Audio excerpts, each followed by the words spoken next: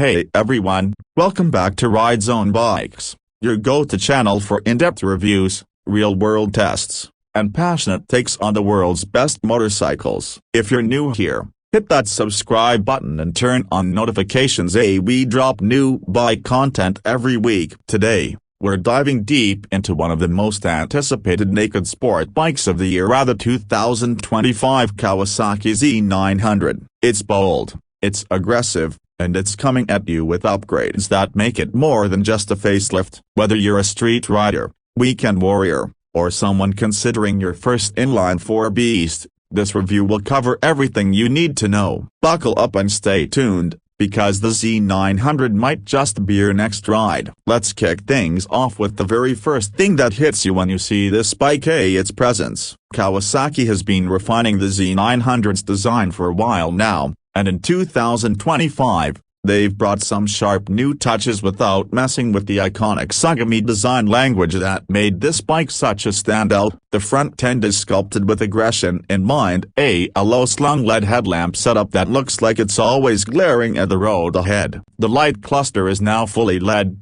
brighter and more compact, and it integrates seamlessly with the angular lines of the front fairing. Kawasaki has refined the DRLs too, so when you see this thing rolling up in your mirrors, there's no mistaking what it is. The upside-down forks give it a purposeful stance, and, visually, they blend nicely with the blacked-out components and exposed frame. Move around to the side and the silhouette is all muscle and motion. That steel trellis frame painted in Kawasaki green. If you're going for the classic livery, wraps around the engine like a cage of power. It's not just for show. That frame contributes to the Z900's balanced and communicative ride feel. The fuel tank has these aggressive extensions that make it look like the bike is always ready to pounce. The midsection is tidy and lean, with the rider triangle offering a nice mix of upright comfort and sport-oriented forward lean. The exposed headers curve gracefully down into a new exhaust setup that looks cleaner than previous models. While some may still prefer an aftermarket slip-on for sound, the stock exhaust note has a deep burble that hints at the inline-four goodness beneath. From the rear, the Z900 continues to impress. The tail section is sharp and minimalist. The LED tail light forms a distinctive Z shape. Yes, it's a detail many riders love, and Kawasaki's kept it in place for 2025. The pillion seat is small but not unusable, and there's a small integrated grab rail, subtly built into the bodywork. The rear fender holds the plate and indicators, and while it's functional, it's probably the first thing many owners will want to tidy up with the tail tidy kit. The rear tire is a beefy 180mm that gives it a planted look and is paired with a 17-inch alloy that complements the design. Overall, the bike looks athletic from every angle, compact yet aggressive, ready to rip through corners or cruise urban streets with equal confidence. Now, let's talk about the heart of the beast, that 948cc inline-four engine. For 2025,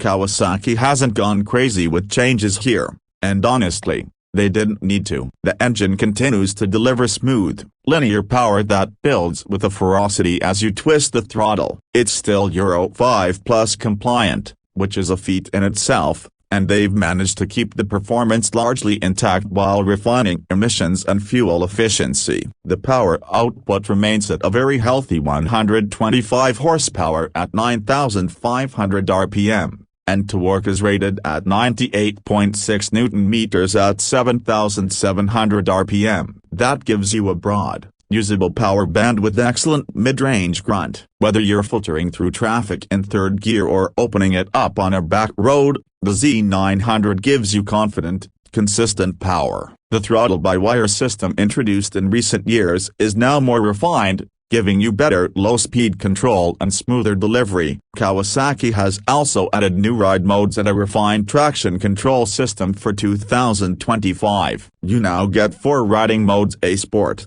road, rain, and a custom rider mode, each adjusting throttle sensitivity, traction control, and power delivery. The system is intuitive and toggle through the 4.3-inch TFT display, which continues to be a bright, easy-to-read screen with smartphone connectivity via Kawasaki's Radiology app. The dashboard gives you all your key stats: gear position, fuel economy, trip meters, ride mode, and even a lean angle indicator if you want to track your cornering prowess. Let's not forget suspension and braking. The Z900 continues to use 41mm upside-down forks at the front with rebound and preload adjustability, and a horizontal backlink rear shock with similar adjustability. It's not Talent's level, but it's more than capable of handling spirited rides and daily use alike. The setup strikes a good balance between firm and forgiving. It soaks up road imperfections without feeling vague in the corners. Whether you're pushing through sweepers or navigating potholes downtown,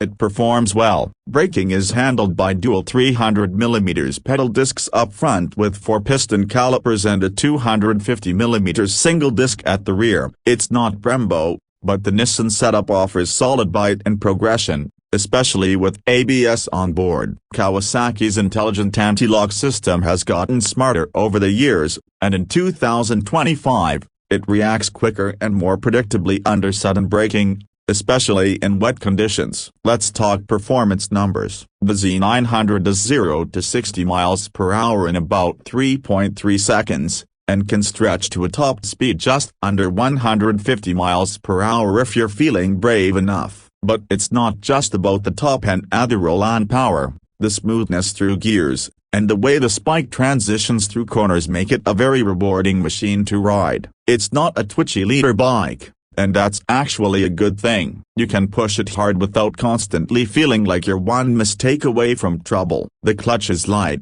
the gearbox is slick, and the optional quickshifter Kawasaki offers this year, finally, is buttery smooth both up and down. In terms of ergonomics, the Spike walks a fine line between naked sport and everyday comfort. The seat height is 820mm, tall enough for road presence but low enough for most riders to flat-foot it. The handlebars are wide and slightly raised, reducing wrist fatigue. Foot pegs are slightly rear set but not extreme, which